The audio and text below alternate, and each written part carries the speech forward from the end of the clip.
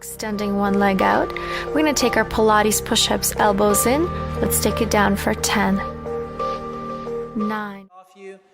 Rebounding, yoga, Pilates, keeping your mouth clean, no fluoride toothpaste. Had this relationship with your client for a while. You know they love Pilates. You know they love spin class. You know they love to they have a favorite healthy spinning.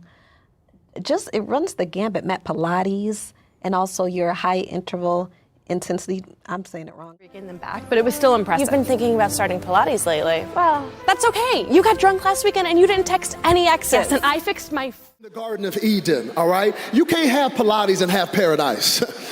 God, in his infinite wisdom and his omnipotent power. Yeah, I think just what yoga or Pilates offer, I actually practice both as a complement to jiu-jitsu. It's just movement and flexibility. Successful careers and so on. You'll have the women doing their Pilates, and then the men will be going to the gym also. But not in Brazil, okay? The men just seem to sag and Pilates, yoga.